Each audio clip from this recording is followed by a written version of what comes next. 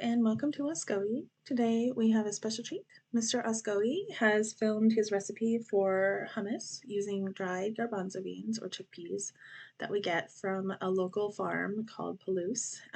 They're grown in Washington, and I think some of them might be grown in Northern Oregon, but it's a great local farm that we have in our area. We make this from scratch, so I will put a recipe on the blog, oscoey.com, and then I will also include links to the garbanzo beans that we buy from Amazon, and we also get our tahini from Amazon in bulk. They're great to have around the house just to whip up a batch of this. Even if you don't use dried beans, you can use canned ones and it won't take very long. So thank you for watching. Please like and subscribe and comment on how you guys make your hummus, dried or fresh or canned. Thanks. Hi, Mr. Oscoey here. Today we're gonna make one of our family favorites, hummus. Hummus is super easy to buy in bulk at a store like Costco, and it actually usually tastes pretty good, but it's also super easy to make at home, and we think it tastes way better. So we start with dried chickpeas for our hummus. And while we're here, let's talk a little bit about dried versus canned beans. So it might be interesting to note that canned beans, we didn't have dried or canned chickpeas downstairs, so I just grabbed these kidney beans. But canned beans actually start as dried beans in the can, and then they're cooked in the can under pressure. So they're very convenient, obviously, and usually are decent quality. We've had some cans before that are undercooked, but that's pretty rare. But dried beans, on the other hand, they take a little bit of extra planning and prep because you have to soak most dried beans beforehand, but they end up tasting way better than canned. It's worth trying if you've never cooked with dried beans before. If you're looking to convert between dried beans and canned beans, you can remember that most dried beans tend to double in both weight and volume after they're cooked. So if your recipe calls for something like 2 15-ounce cans of beans, you could cook up 15 ounces of dried beans to make 30 ounces total of cooked beans in the end. Chickpeas are a little bit different because they more than triple their weight after they're cooked. So 1 pound of chickpeas or garbanzo beans 1 pound of dried chickpeas or garbanzo beans cooks up to about 3¼ pounds in the end. We buy most of our beans and grains from a company called Palouse. They're locally sourced and grown, and there's a lot of traceability around them. You can see this lot code in the back. You can see this bag was packed by Megan. And this lot code right here, you can enter on their website, and you can see exactly where that batch of chickpeas was grown. So we're going to start. We decanted some of these chickpeas into an airtight container previously. But for hummus, we're going to start with 250 grams of chickpeas. I'm just going to weigh this out.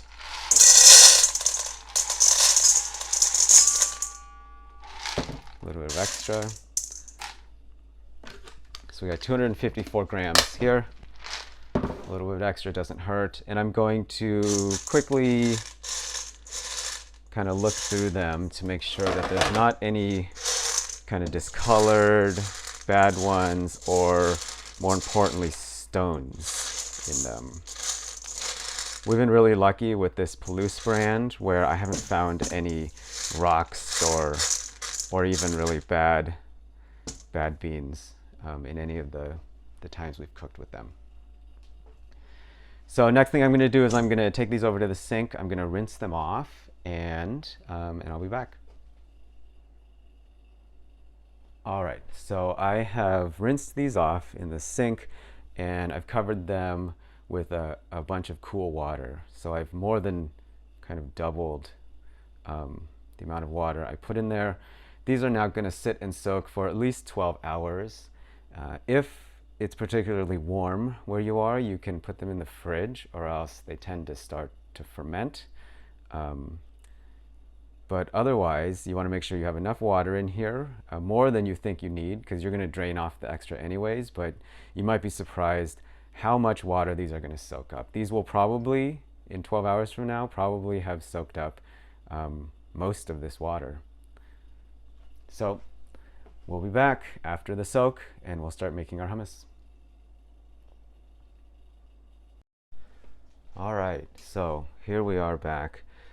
It's been about 24 hours since we soaked the chickpeas. They can sit between 12 and 24 hours. Doesn't really matter as long as it's not too warm where you are. Otherwise you want to put them in the fridge. And here they are. We can see they have grown considerably. They didn't absorb all the water like I thought they might, but pretty close. So I'm going to go drain these. I'm going to preheat this pan and we'll get cooking. Here they are drained. I'm going to put them in this pan and add maybe an unexpected ingredient, some baking soda. So baking soda, when we add water later on, will increase the pH of the water, which helps the chickpeas cook a little bit faster. It helps them get a little bit softer and creamier, and will help with a smoother product in the end. So over about medium heat, we want to just let these cook until kind of the water that is still clinging on to the garbanzo beans or the chickpeas dries off.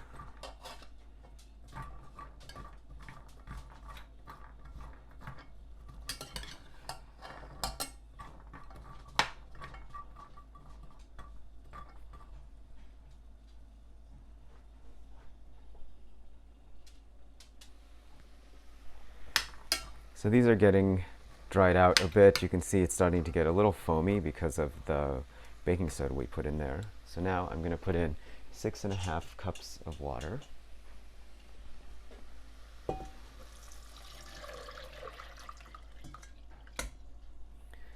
And bring that up to a boil. I'm going to let that simmer then until the chickpeas are soft enough that they don't really give any resistance when you either squeeze them between your fingertips or when you bite into one. So depending on the age of your chickpeas, dried chickpeas, how long they were sitting on the shelf, that could take between 20 and 40 minutes. That is something to think about when you're cooking with dried beans. The older they are, the more likely that they're going to take longer, and they may not even soften ever at all. We once had some pinto beans that were in the pantry for probably years, and no matter how long I cooked them, no matter how hard I boiled them, they just never softened. So make sure you eat through your dried beans. So as this cooks for the next 20 or 40 minutes, it'll start getting foamy, so I probably will just skim off the foam from the top as we go. You want to make sure that it doesn't boil over with foam, and you also want to make sure that it doesn't dry out. So if the water level starts going below the beans, you want to add more water. Then keep testing the beans until they are ready. Okay, so we're back. These chickpeas took about 40 minutes to cook to get soft enough. You can see I've drained them. I've put them in our food processor. If I just squeeze one like this, you'll see that it's really soft. And that's what you want to see. I've also gathered up our other ingredients because this is going to go a little bit quick after this. So we have ice water, lemon juice, freshly squeezed, please, garlic. This garlic came from our garden, so it's quite spicy. It's very good and fresh. Salt and tahini. So if you've never used tahini before, it's kind of like peanut butter, except it's made out of 100% ground sesame seeds. So you want to make sure when you buy it that the ingredient list does say 100% ground sesame seeds. This is the brand we use. We get it on Amazon. It's shelf stable until you open it, and then you just store it in the fridge. You do want to make sure after you store it in the fridge that it'll separate. The oil will separate out, so you want to stir it up really well before you use it again. So what I'm going to do now is, this is going to get loud, so I'll explain what I'm going to do before I turn the processor on. With just the plain chickpeas, cooked chickpeas in here, I'm going to process these a little bit until I get a paste. I'm going to add in all of the other ingredients except for the ice water. Let that process up, and then I'm going to slowly drizzle in ice water until I get the consistency that I want. So here we go.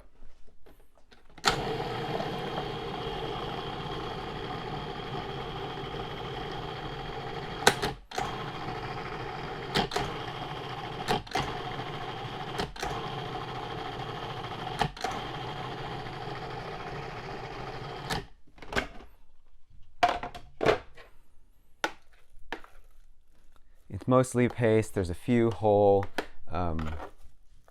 chickpeas left in there. Just going to stir it a little bit and then pulse it a couple more times. So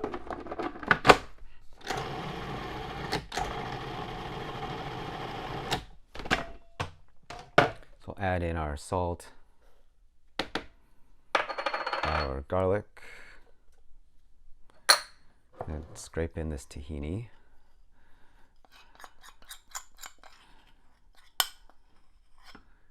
Tahini is super sticky, oily stuff. It's really good, but it is hard to clean up sometimes.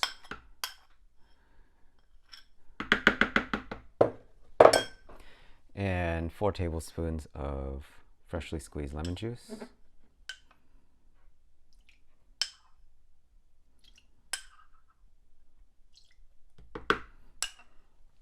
Gonna blend this up.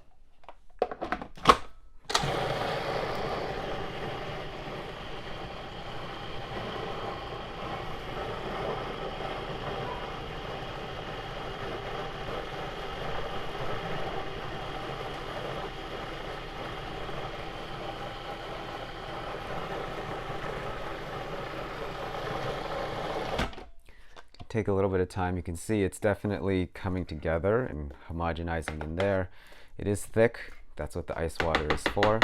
But I do want to stir it around just to make sure that nothing isn't incorporated in there.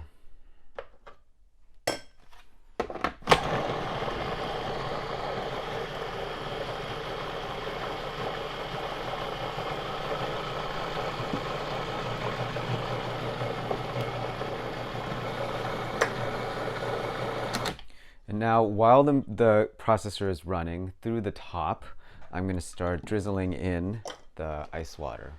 So we can see there's a little bit of there's an opening there. So I'm just going to start drizzling it in while it's running until I get the consistency that I want. Usually this ends up being like, I don't know, half a cup of water or so.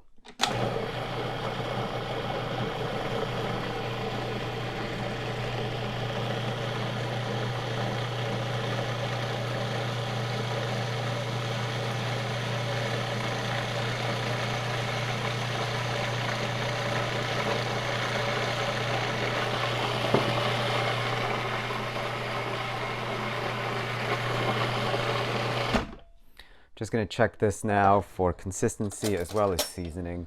Remember that this is hot right now because of the hot chickpeas. So as it cools down in the fridge, it's going to get thicker. So don't worry if it seems too runny right now. You can see that the texture right now is pretty stiff still. Some parts of it are stiff, some are runny. We're going to let this process a little bit longer. What you really don't want is just like chunks of anything in your hummus base here. You just want it completely smooth. And if you end up adding stuff on your own later, well, that's up to you. But let's get this super smooth. I'm going to run this a little bit longer and maybe add in just a little bit more water.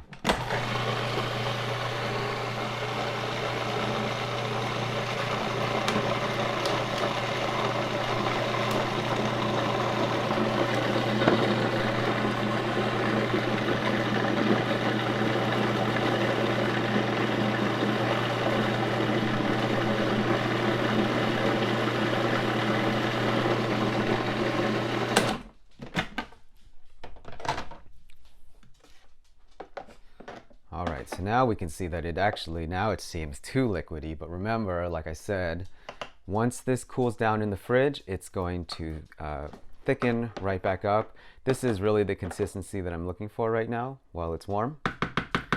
And I'm gonna put this into a glass container, let it cool down a bit on the counter, and then stick it in the fridge. And we'll be ready to eat this with carrots, crackers, whatever you want.